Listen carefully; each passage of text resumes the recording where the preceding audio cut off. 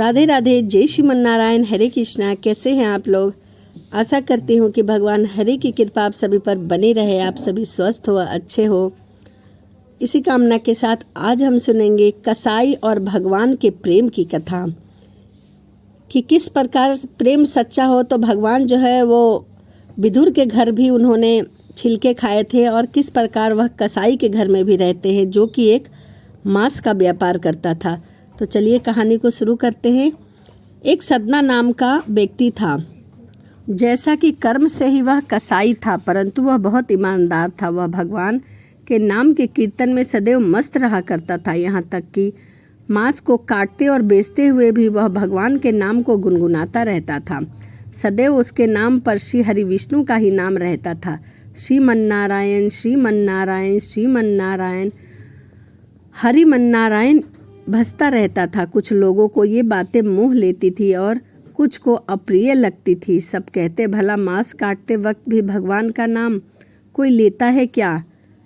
पर सदमा इन सब बातों से परे था। उसे किसी भी बात की कोई चिंता फिक्र नहीं थी। वह सिर्फ नारायण के नाम को ही जपता रहता था, नाम को जपने में लीन रहा करता था। एक दिन वह अपनी ही धुन में कहीं जा रहा था कि उसके पैर के नीचे एक पत्थर टकराया। वह एक काले रंग का गोल पत्थर था। वह उसे अपने साथ ले आया और वह सोचने लगा कि यह आखिर किस काम का होगा। परंतु उसने ध्यान से देखा तो उसे यह लगा कि यह मांस तौलने में काम आ जाएगा।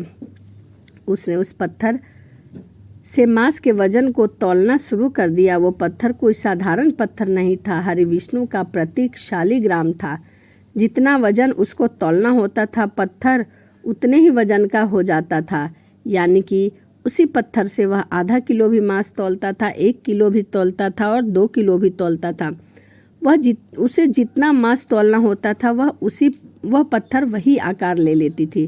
धीरे धीरे यह बात आग की तरह पूरे गांव में फैल गई। सदना कसाई के पास वजन करने वाला जादुई पत्थर है। वह जितना चाहता है पत्थर उतना ही तौल देती है। किसी को 1 किलो मांस देना होता है तो वह तराजू में 1 किलो मांस हो जाता है। दूसरी ओर 1 किलो का मांस ही तुलता है। अगर किसी को 2 किलो चाहिए तो वह पत्थर 2 किलो का हो जाता है। उसका भार 2 किलो के बराबर हो जाता था। इस चमत्कार के कारण उसके यहाँ लोगों की भीड़ जुटने लगी। भीड़ जुटने के साथ ही सदमा की दुकान की बिक्री 2 गुनी हो गई। उड़ते उड़ते यह खबर एक ब्राह्मण तक पहुंची। हालांकि वह ऐसी अशुद्ध जगह पर नहीं जाना चाहते थे, परंतु जहां मांस कटता और बिकता हो, किंतु जादुई पत्थर को देखने के लिए वहां कौन नहीं जाना चाहेगा। तभी वह ब्राह्मण बहुत उत्सुकता से सदना की दुकान तक खींचे चले आए। दूर से खड़े वह सदना कसाई को मीट तौलते देखने लगे। उसने देखा कि कैसे वह जादुई पत्थर हर प्रकार का आकार ले लेता है और वजन को बराबर तौल रहा था। ध्यान से देखने पर उसके शरीर के रोए खड़े हो गए। वह ब्राह्मण सदना को कसाई के पास गया और कहा कि मूर्ख, ये तू क्या कर रहा है? तूने घोर पाप लगेंगे तुझे। तू साधारण पत्थर समझकर मांस तौल रहा है।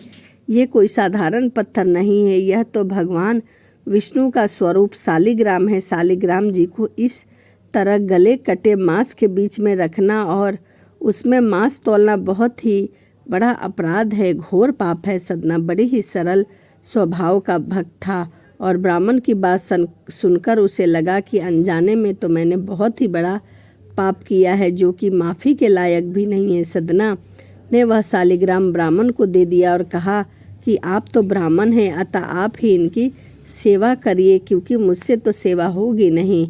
आप इनकी सेवा करके इन्हें प्रसन्न करें। मेरी योग्य कुछ सेवा हो तो मुझे अवश्य बताएं। तभी वह ब्राह्मण उस शालिग्राम शिला को बहुत सम्मान से अपने घर ले गया। घर आकर उन्होंने शालिग्राम को पंचामृत से स्नान कराया, अभिषेक कराया, पूजा अर्चना शुरू कर दी। एक दिन उस ब्राह्मण के स्वप्न में श्री नारायण शालिग्राम जी आए और उन्होंने कहा कि हे ब्राह्मण, मैं तुम्हारी सेवा से प्रसन्न हूँ, परंतु तुम मुझे यहाँ क्यों ले आए हो? मुझे उसी कसाई के पास छोड़ आओ।